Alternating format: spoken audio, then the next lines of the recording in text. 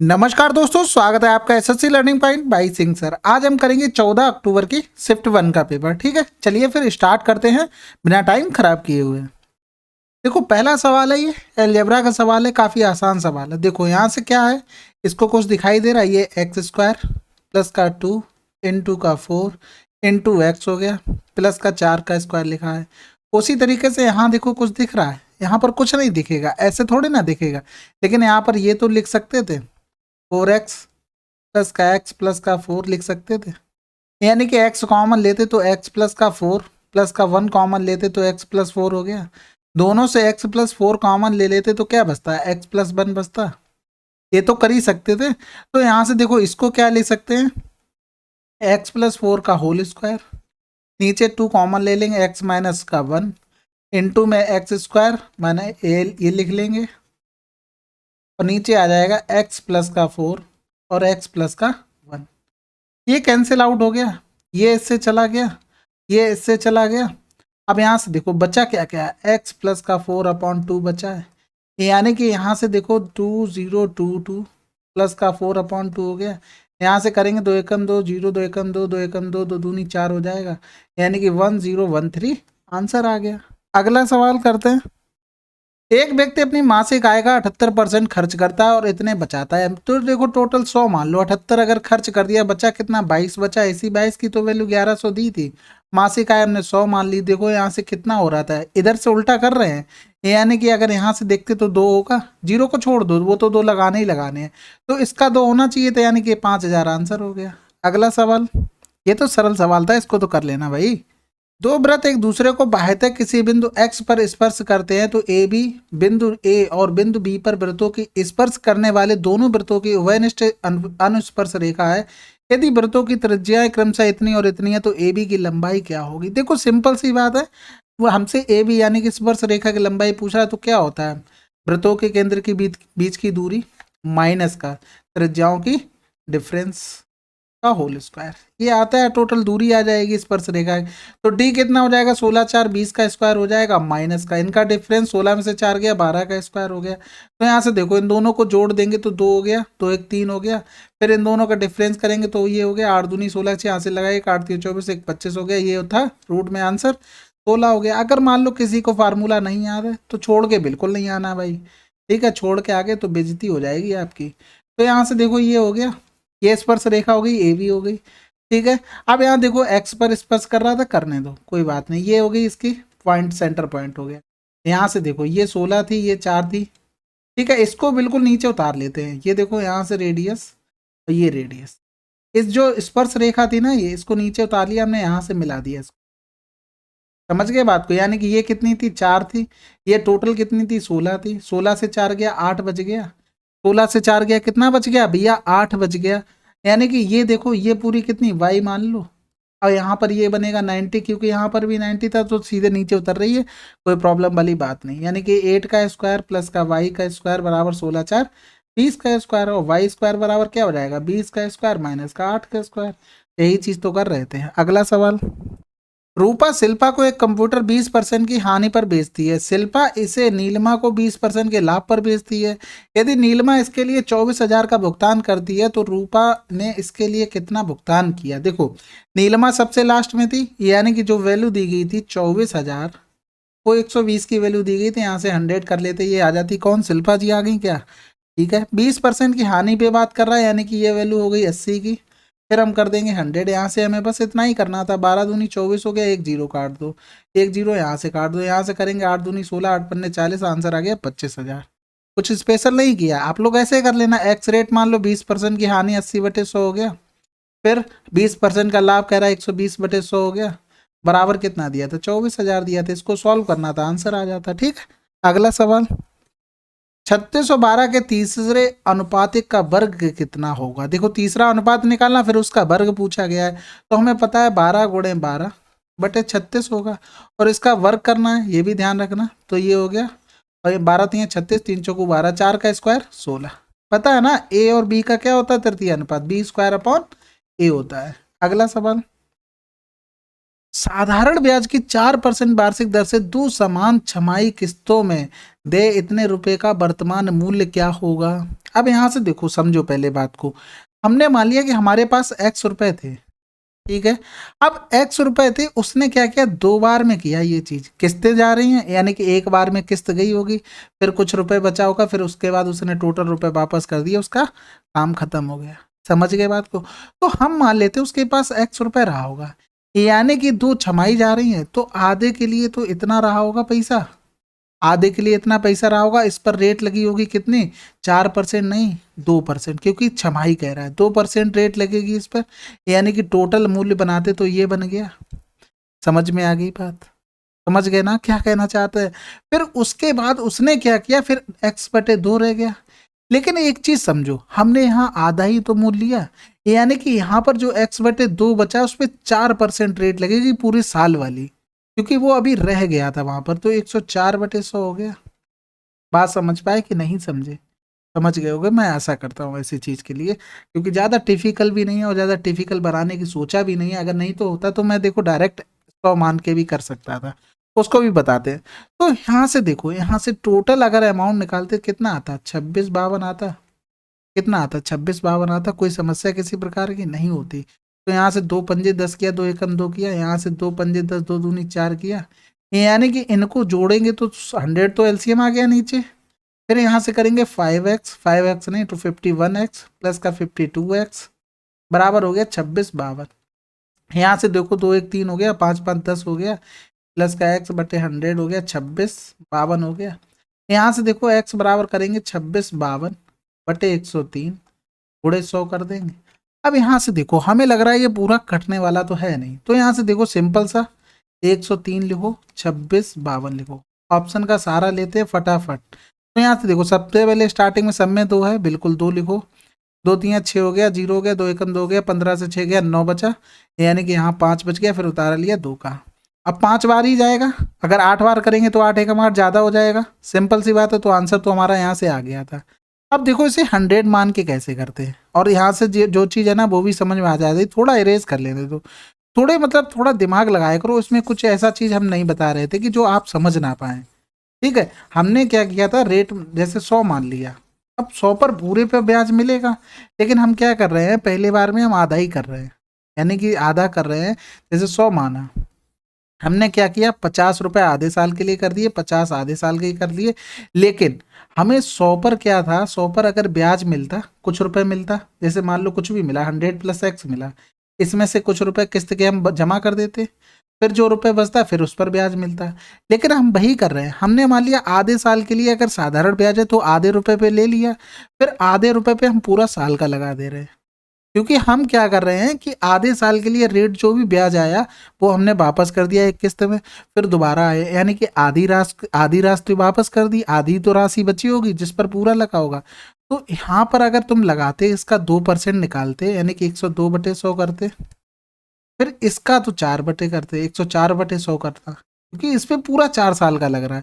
तो यहाँ से 50 दूनी 100 किया, 2 पंजे 10, 2 एकम 2 हो गया, 50 दूनी 100 किया, 2 पंजे 10, 2 दूनी 4 हो रहा है, यानी कि इन दोनों को जोड़ेंगे 103 हो रहा है। 103 की वैल्यू कितनी दी गई थी, 2652 दी गई थी।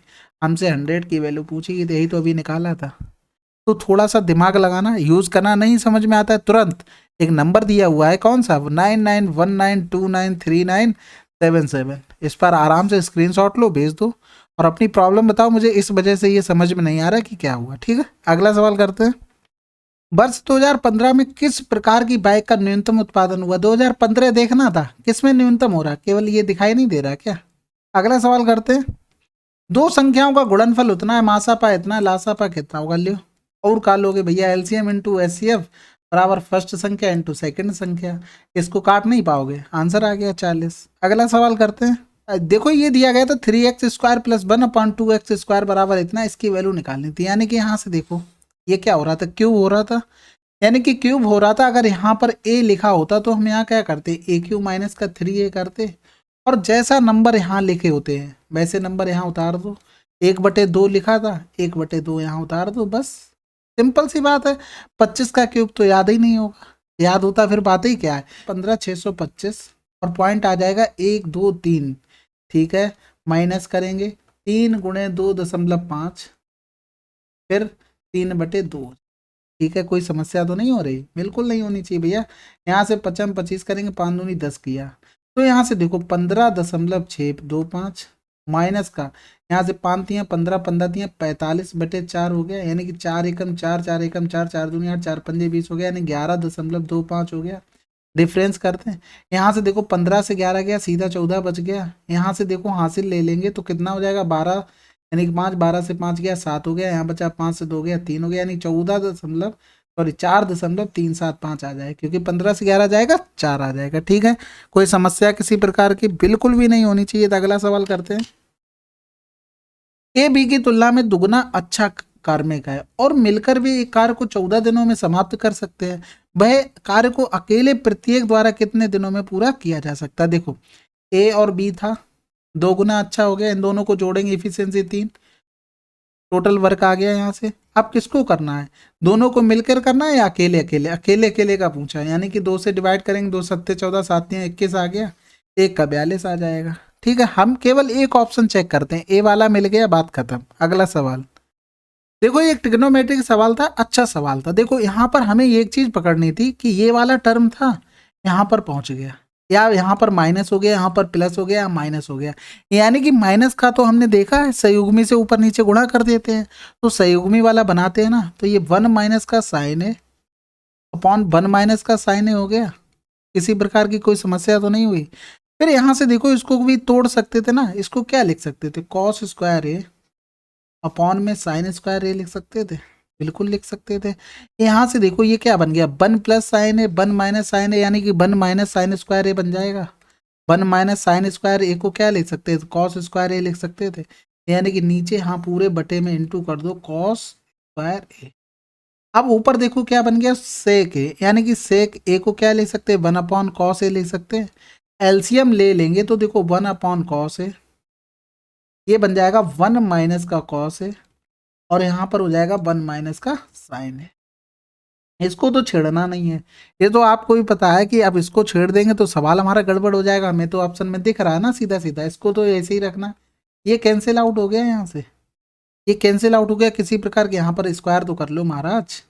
ठीक है, अब किसी प्रकार की कोई समस्या नहीं। अब देखो इसको यहीं छोड़ देते हैं, इसको नहीं, क्योंकि बार बार लिखना ठीक नहीं लगता है, बार बार लिखोगे फिर कब तक। इसको क्या लिख सकते हैं, यहाँ से देखो कुछ दिख रहा, 1 माइनस का कॉस स्क्वायर ए बराबर कितना हो गया, साइन स्क्वायर ए हो गया। फिर देखो इसको क्या लिख सकते हैं, 1 माइनस का कॉस ए, 1 प्लस का कॉस ए लिख सकते हैं, बिल्कुल लिख सकते हैं, दिखाई दे रहा है भाई साफ साफ। तो यहाँ से देखो 1 माइनस का कॉस ए, 1 प्लस का कॉस ए, और ब्रैकेट में क्या हो जाएगा, अब तो कुछ बचा है, कॉस ए बचा है अभी, ये हो गया कॉस ए, यानी कि ये इससे कैंसिल आउट हो गया, ये इससे कैंसिल आउट हो गया। किसी प्रकार की कोई समस्या किसी नहीं होनी चाहिए।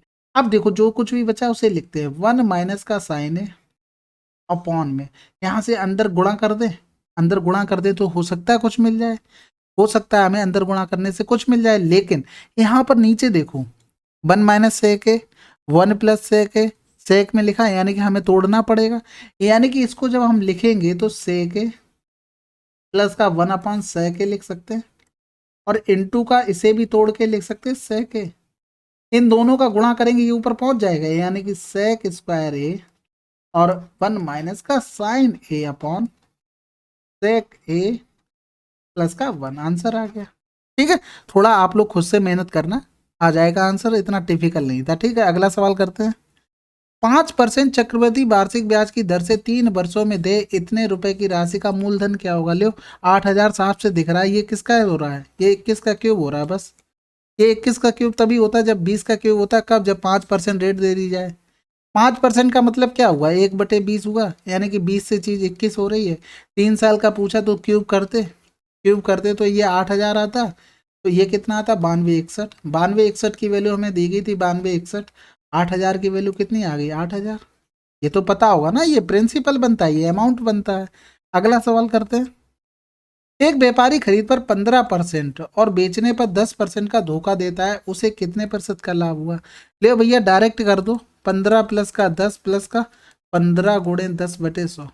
बताओ, इतना सिंपल नहीं, अगर सोच पा रहे हो तो दिक्कत वाली बात है भाई। 1.5 कोई बात नहीं, सबको आता है एक ना एक दिन, सबको दिक्कतें होती हैं, आपको भी हो रही होंगी, आ जाएगा। ठीक है, अगला सवाल करते हैं। एक समद्विबाहु समलंब चतुर्भुज है, बहुत बढ़िया बात है भाई। कह रहा 20 सेंटीमीटर 34 सेंटीमीटर यदि गैर समानांतर भुजाओं में से एक की लंबाई इतनी है तो समलंब चतुर्भुज का क्षेत्रफल क्या होगा। सिंपल सी बात है, ये बन गया एक समलंब चतुर्भुज। ठीक है, बिल्कुल बहुत बढ़िया बात है। यहाँ से देखो क्या दिया गया था, 20 दी गई थी और ये 34 दी गई थी, और एक गैर समानांतर यानी कि इसकी 25। यहाँ से ये लाइन ड्रा करते हैं, ये क्या होती है, हाइट होती है किसकी, समलंब चतुर्भुज की, ये तो सभी को पता होगा। ये 20 हो गया। ठीक है, ये दोनों क्या बनते हैं, ये जो त्रिभुज बनते हैं सिमिलर बनते हैं, यानी कि इनकी ये दोनों भुजाएं बराबर हो जाती है। यानी कि 34 से 20 जाएगा, कितना बचेगा भैया, 34 से 20 गया 14 बच गया, 14 बच गया, यानी कि ये 7 हो गया, ये 7 हो गया। अगर ये 7 निकाल लिया आपने, फिर बचा क्या सवाल में, फिर बचा क्या, ये निकालना था, ये 24 हो गया। एरिया निकालना था, एरिया क्या होता है, पैरेलल साइडें होती है उनका योग करना होता है, इनका योग करेंगे तो 20 + 34 हो गया, और हाइट का मल्टीप्लाई कर देते, बस यहाँ से करेंगे ये 12 हो गया, और यहाँ से करेंगे 4 3 2 5 हो गया, गुणे 12 कर दो, 12 चौक 48 हो गया, हासिल लगा कितना हो गया, 4 12 पंजे 60 और 4 64। अगला सवाल देखो, इसको भी नहीं कर पा रहे होगे, बिल्कुल भी नहीं करना भाई, करना ही क्यों हमें, हमें यहाँ से ये देखना है एलसीएम क्या आ जाएगा, बस एलसीएम आ गया, काम हो गया 60, यानी कि 10 + का 5 + का 3 + का 3 2 5 5 10 10 10 20 20/60 यानी कि 1/3 आंसर। अगला सवाल, एक दुकानदार ने एक बिजली के खंभे को 1800 में बेचा और 10% की छूट पर 200 का लाभ प्राप्त किया। यदि कोई छूट ना दी जाती तो उसका लाभ क्या होता। तो देखो 200 का लाभ अभी प्राप्त हुआ उसको 10% छूट देने के बाद। बात समझना मेरी, वो कहना क्या चाहता है, 1800 रुपये में उसने बेचा है, 1800 रुपये में बेचा है और उसे 10% की छूट भी मिली है, यानी कि ये मार्क प्राइस पर छूट दी गई है, यानी कि ये 90 की वैल्यू हो गई। तो 0 से 0 हो गया, 9 दूनी 18 हो गया, यानी कि हमें पता लग गया कि मार्क प्राइस हमारा कितना है, 2000 रुपये। बात समझ गए, यानी कि वो ये कह रहा है कि 1800 में हमने बेचा है तो हमें कितना 200 का लाभ हो गया, यानी कि हमारा कॉस्ट प्राइस तो 1600 रुपये रहा होगा। समझ गए होंगे। तो यहाँ से देखो कितना प्रॉफिट होगा अगर छूट नहीं दी जाए, 400 रुपये का। किससे होगा, 1600 से होगा, गुणा कर देंगे 100 का, यानी कि 0 से 0 4 चौकू 16 हो गया, 25% आंसर आ गया। अगला सवाल, एक ठोस गोले का उसके केंद्र से दो बराबर भागों में काटा जाता है। यदि गोले की त्रिज्या 7 सेंटीमीटर है तो प्रत्येक भाग का संपूर्ण पृष्ठीय क्षेत्रफल क्या होगा। देखो सिंपल सी बात थी, 3πr² सबको पता था, लेकिन कुल मिलाकर बस इतना लिखना था, आंसर लगाते बस, क्योंकि यूनिट डिजिट हमें दिख गई 2, काम खत्म हो गया। समझ में आता ना, जब रेडियस 7 होती है तो 2πr कितना होता है 44, और एरिया कितना होता है 154। जब ये 14 हो जाती है, ये 88 हो जाता है, ये 616 हो जाता है, ये याद करके रखना। यहाँ से क्या हुआ, ये काटा गया था 2 भागों में। यहाँ से देखो अगर हम इसका केवल कर्व सरफेस एरिया निकालते तो टोटल तो 4πr² होता, आधा करते तो 2πr² हो गया, ये सर्किल का एक्स्ट्रा और बन जाता तो प्लस का 1πr² और आ जाता, यानी टोटल 3πr² हो गया। इसका तो एरिया हमने यहाँ से लिख लिया, ठीक है, बाकी गुणा करके आंसर आ गया। अगला सवाल, अमित और बीनू 400 मीटर की दौड़ क्रम से 44 सेकंड और 50 सेकंड में पूरी कर सकते हैं। जब अमित दौड़ पूरी कर लेता है तो बीनू समापन रेखा से कितनी दूर होगी। देखो टाइम का रेशियो कितना है, 44 और 50 है, समझ गए होगे, यानी कि इनका स्पीड और डिस्टेंस, क्योंकि दोनों के लिए समय तो दौड़ने के लिए बराबर ही दिया था, कोई दिक्कत वाली बात नहीं, यानी कि वो कम दौड़ पाए वो बात अलग है, दिया तो बराबर ही था, यानी कि 50 और 44 हो जाएगा, यानी कि डिस्टेंस का भी रेशियो स्पीड के बराबर होता है। यहाँ से देखो 50 बराबर, जब 50 मीटर चल रहा था, जब 50 चल रहा तो कितना पीछे रह रहा था, ये 6 मीटर रह रहा था पीछे, यानी कि 50 में 6 मीटर पीछे रह रहा था, अगर 400 जाता तो कितना पीछे रह जाता, यही तो हमसे पूछा गया था। 0 से 0 5 8 40 8 48 मीटर वो पीछे रह जाएगा। अगला सवाल, कक्षा 12 में आर के पास 2 भाषा विषय और 3 विज्ञान विषय, यानी कि 2 उसके पास लैंग्वेज वाले हैं और 3 उसके पास साइंस वाले हैं। भाषा विषयों में से उसके औसत अंक 65 है, ठीक है, इसके 65 है, और कुल 72 है, टोटल इनके 72 है, ठीक है, बहुत बढ़िया बात है।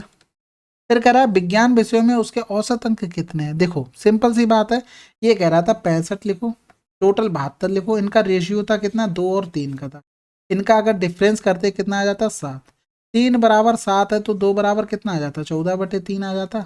यानी कि यहाँ से करते तो 3 चौको 12, 2 बच गया, 3 छक 18। ये देखो इससे कम हो रहा है तो इधर वाला ज्यादा होगा, यानी कि 72 प्लस का 4.6 करेंगे तो 76.6 आंसर आ जाएगा।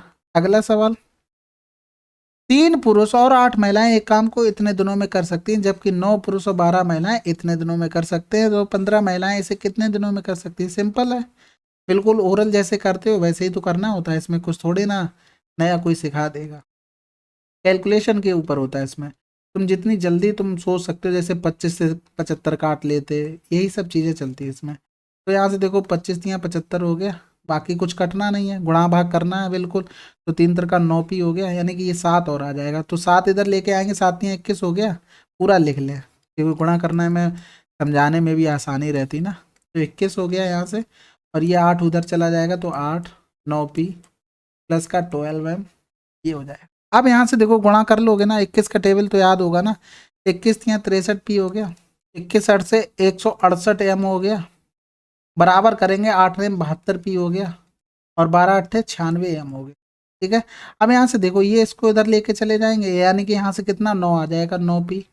ये इधर लेके आ जाएंगे तो देखो 8 से 6 गया, 2 गया, 16 से 9 गया, 9 8 17 होता है ना, 9 7 16, 72 एम हो जाएगा बराबर।